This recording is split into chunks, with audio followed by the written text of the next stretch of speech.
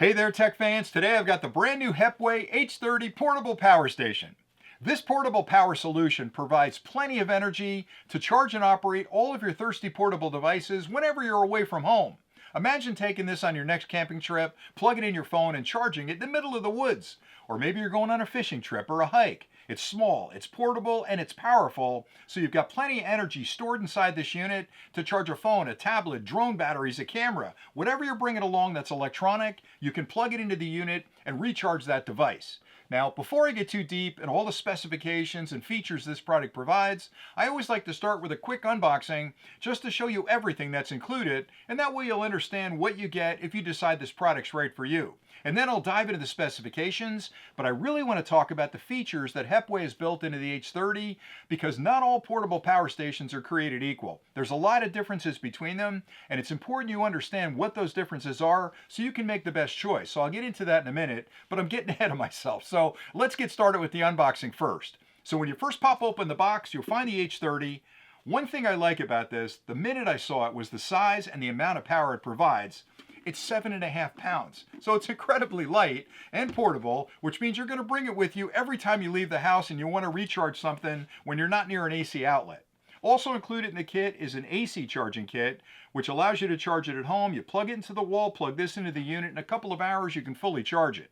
They also include a DC charging kit that you can use in your car. So you've got a standard car outlet here that you plug into your adapter, and this end of it plugs into directly in the front of the unit, and you can charge it from your car when you're driving to your campsite or driving to that lake that you want to go fishing on. So I think it's really nice they include the DC kit, and that's important too because a lot of manufacturers only include the AC charging kit, and then you're on your own to try to find some way to charge it in your car. You can also charge this off a solar panel. So imagine setting up a portable solar panel outside your tent, drinking in that beautiful sunlight, and charging this unit, again, with nothing more than sunlight. And then finally, there's a full instruction manual included that explains everything you could possibly want to know about the H30, how to charge it, how to take care of it, what you can use it with, how to plug things into it. So always read through that manual to make sure you get the best value possible out of the unit. All right, so let's dive into the specifications next because that's one way you can compare one power station against another. So this is what I'd call a smaller unit. Now that's important to remember because when you're searching for a portable power station, the temptation would be to just get a big one, get the biggest one you can afford. The challenge with buying a bigger power station is that it's bigger, it's heavier, and it probably has more power than you're gonna need for 4 or 5 days of camping or that long road trip, which means you've spent more than you have to, and you've got this big heavy thing that you may think twice about bringing on the camping trip. So finding one that fits your needs is really important. This unit has 288 watt hours of internal energy that can provide 300 watts of charging and operating capabilities externally, which can surge to 500 watts. So that covers pretty much everything you're going to drag along on a camping trip or your next fishing trip, and it's got plenty of outlets too to connect to it. So think about the size you need. Again, this is medium to small, which is right in that Goldilocks zone for most of the things you're going to want to do with a power station like this. Another big difference is when you think about power stations, 3 things you should keep in mind are how do you charge it, what kind of battery is inside of it that holds that charge, and then more importantly, once that battery is fully charged and you take it out into the field, how do you use that stored energy to charge and operate other external devices? So I've already talked about the charging capabilities. It comes with an AC charger. It comes with a DC charger for your car.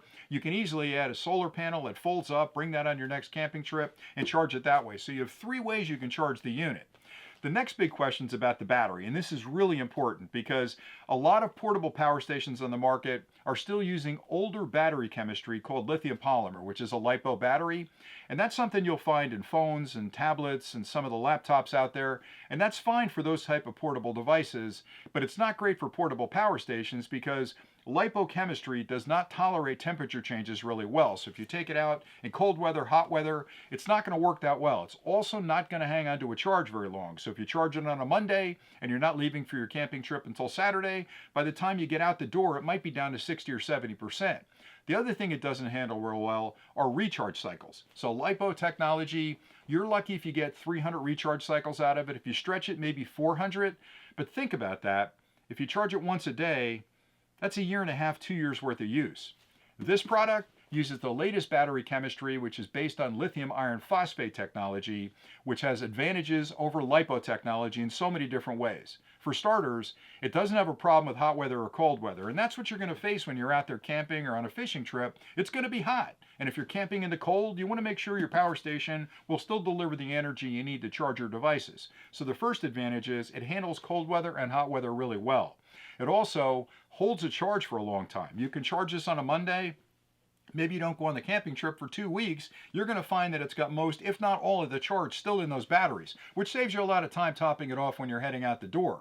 But the third reason, which is probably the most important reason, is the number of recharge cycles. Lithium iron phosphate technology, like this battery inside here, will give you well over 3,000 recharge cycles. Again, if you do the math, that's well over 10 years of charge and recharge cycles if you charged it once a day. And you know you're not going to charge it every day. So it's going to give you a lot of use. And the reason that's super important is because the battery is the one thing you can't fix. It's inside the unit and you can't change it. So the type of battery that's inside of the portable power station really dictates how long you can use that unit. So two things are good already. You've got a great way to charge it. You've got the latest battery chemistry. Then the third thing I mentioned was once you have that charged battery, how do you deliver that energy to external devices when you're out there in the field? Well, there's basically three ways a power station delivers energy externally. AC like in your home, DC like in your car, and then USB, which is the way we charge most of our portable devices at home with a little brick charger in the wall. So let's talk about the AC first. This unit has two AC ports right here on the back. There's a 3-prong and a 2-prong. You can plug into those with any cord you use at home, any device you use at home. As long as it draws less than 300 watts worth of power, it'll support two devices at the same time.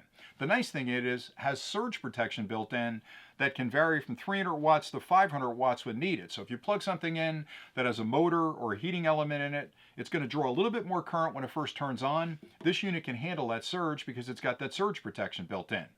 All right, so the second way you're going to use it is DC. This unit does not have a DC outlet like in your car. A lot of portable power stations have that. To be honest, I find that I use that DC port very little. Very little things that I bring along plug into a DC port.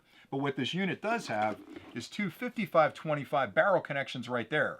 Now you might be wondering what those are all about. Well, a barrel connection is a universal connector that you can convert to a lot of different things. So if you check the market, you can find cables that'll convert the 55-25 to a charging cable for maybe a DVD player or a camera, or you can find a converter that changes that 55-25 into a female outlet just like in your car. So if you really need that kind of DC port like in your car, you can pick up two adapters pretty easily, plug them into the two 55-25 ports on the front, and you'll have two of those outlets out in the field. I like the fact that they gave you two 55-25s because that gives me a lot more flexibility in what I connect to it. Both of those 55-25s will deliver 12 volts at up to 10 amps, which is a lot of power for DC. So you've got plenty of power for AC, plenty of power for DC, and the flexibility of converting those 55-25s into a wide variety of different connections. All right, the final connection point on this is the USB connections. Now, USB has two different styles of connections. The older style, which was USB-A, which is the larger connector, you'll find that in a lot of old chargers that you use at home, or the new USB-C connection. So I'll talk about USB-A first. USB-A is an older standard that's still used on a lot of equipment today. This unit provides two USB-A ports on the front, and both of those are QC or quick charge ports, which means they're intelligent. So if you plug something into them that's QC compatible, the ports will actually recognize that device. It'll interrogate that device individually, determine what the current charge level is of that product you've plugged in, and it can adjust the voltage and current inside the unit for that port to quickly and safely charge that device. So it's a smart port. Both of them are smart ports that provide up to 18 watts of charging power to external devices. So if you've got a phone, a tablet, drone batteries, maybe an action camera, you can plug them into those QC ports, and if they're QC compatible, that negotiation takes place and it'll quickly charge those two devices. Where it gets really interesting are the two USB-C ports on the front, because USB-C has a different quick charging standard called PD or power delivery. Both of those USB-C ports have power delivery capabilities.